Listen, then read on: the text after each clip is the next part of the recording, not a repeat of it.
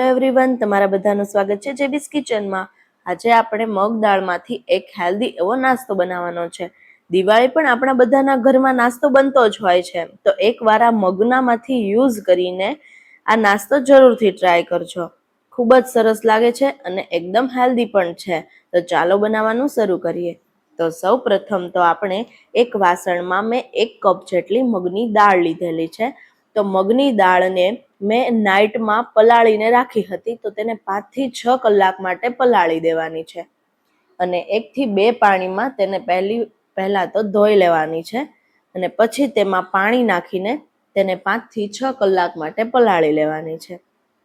તો મેં પલાળવા હવે હું મૂકી દઉં છું અને હવે તેને 5 થી 6 કલાક માટે રેસ્ટ થવા દેશું. હવે આપણે તમે જોઈ શકો છો કે સરસ એવી પલળી ગઈ છે, તો તેને આપણે ક્રશ કરવાની છે.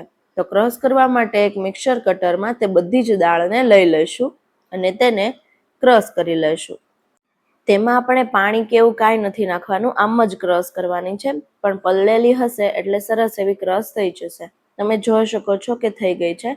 હવે તેને એક વાસણમાં લઈ લઈશું અને તેમાં તલ, અજમો, ચીલી ફ્લેક્સ, મરી પાવડર, થોડી એવી હળદર અને સ્વાદ પ્રમાણે મીઠું એડ કરીને પછી બધું જ સરખી રીતે મિક્સ કરી લેવાનું છે.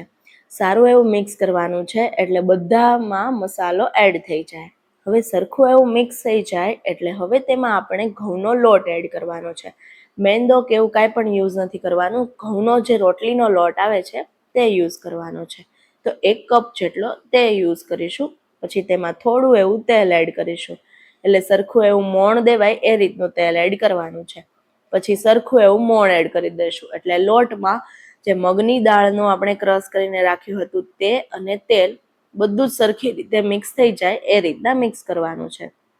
પછી થોડું થોડું પાણી એડ કરતું જવાનું છે અને લોટ બાંધવાનો છે.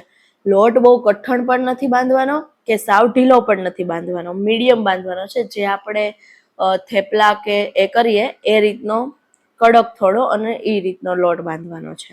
તો તમે જોઈ શકો છો કે હવે આપણો લોટ બંધાઈ ગયો છે.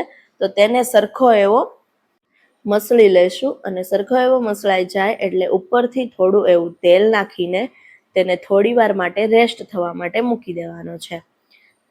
4 થી 5 મિનિટ માટે રેસ્ટ થવા દેવાનો છે. તે રેસ્ટ થઈ જાય એટલે તેમાં આપણે જે રોટલીના ગુલ્લા કરીએ એ રીતના બધા જ લોટના ગુલ્લા કરી લેવાના છે. બહુ મોટા પણ નથી કરવાના ને સાવ નાના પણ નથી કરવાના, રોટલીથી થોડી મોટી સાઈઝના ગુલ્લા કરવાના છે.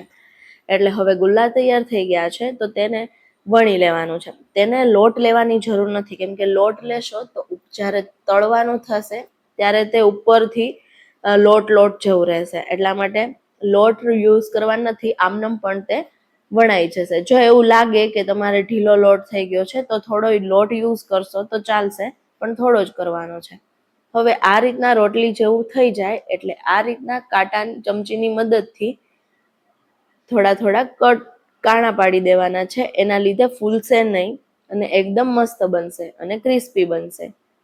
તો આ રીતના કટ થઈ જાય એટલે આપણે પીઝા કટરની મદદથી સીધું કટ કરી લેવાનું છે. સીધું જ કટ કરવાનું છે. એટલે હવે તેને 2 સાઈડના કાઢી લેશું અને પછી જે આ બીજી 2 સાઈડના છે, વચ્ચેની જે લાઈન છે તેને ઉપરા ઉપરી મૂકીને ત્રિકોણ કટ કરવાના છે. એટલે આ રીતના આપણે ત્રિકોણ કટ કરી લઈશું. ત્રિકોણ કટ થઈ જાય એટલે જે આ બંને ઉપર મૂકેલા છે તેને આપણે જુદા પાડી લઈશું. તમે જોઈ શકો છો કે સરસ એવા ત્રિકોણ થઈ ગયા છે. હવે આ રીતના આપણે બધા જ ત્રિકોણ કટ કરીને તૈયાર કરી લઈશું અને તેલ ગરમ થવા માટે મૂકી દઈશું. સરખું એવું તેલ ગરમ થાય એટલે જે આપણે આ ત્રિકોણ કટ કરીને રાખ્યા હતા તે એડ કરી દેવાના છે. તો ઝાઝા ત્રિકોણ નાખી દેવાના છે, થોડા નથી નાખવાના, એક સાથે ઝાઝા જ એડ કરી દેવાના છે. તો આ રીતના આપણે બધા જ ત્રિકોણ કટ કરેલા હતા તે એડ કરી દઈશું અને ઝારાની મદદથી આ રીતના હલાવતા રહેશું, એટલે એકબીજાને ચોટે પણ નહીં અને તે સારા એવા બધી સાઈડથી ક્રિસ્પી પણ થઈ જાય. હવે થોડા તે લાઇટ બ્રાઉન ટાઈપ થાય એટલે હવે તેને આપણે સર્વિંગ પ્લેટમાં લઈ લેવાના છે. તમે જોઈ શકો છો કે તમને દેખાવમાં જ લાગે છે કે આ સરસ એવા ક્રિસ્પી થઈ ગયા હશે અને લાઇટ બ્રાઉન પણ થઈ ગયા છે. તો હવે તેને આપણે સર્વિંગ પ્લેટમાં લઈ લઈશું. અને આ રીતે બધા જ આપણે મગના જે આ રીતના ત્રિકોણ બનાવેલા છે તે બધા જ ને તળી લેશું અને સર્વિંગ પ્લેટમાં લઈ લેશું. સર્વિંગ પ્લેટમાં લેવાઈ જાય એટલે મેં એમાં ચાટ મસાલો થોડો એડ કરેલો છે. જો તમારે ચાટ મસાલો નાખવો હોય તો ચાટ મસાલો, નહીં તો જે પાણીપુરીનો જે સબરસનો મસાલો આવે છે તે પણ તમે નાખી શકો છો. તે થોડો એવો નાખીને સરખું એવું મિક્સ કરી લેવાનું છે. તો હવે આપણા મગની દાળના મઠિયા એકદમ તૈયાર છે. મઠિયા નહીં પણ સોરી મઠરી, તેને મઠરી પણ કહી શકાય છે. તમે જોઈ શકો છો કે એકદમ ક્રિસ્પી થઈ ગયા છે. તો હવે આપણા એકદમ તૈયાર છે. આવી જ નવી નવી રેસીપી વીકમાં 2 વાર આવે છે, મંગળવારે અને શનિવારે. તો તમે બધા જરૂરથી જોજો. તો ફરી મળીએ એક નવી રેસીપી સાથે. Thank you for watching.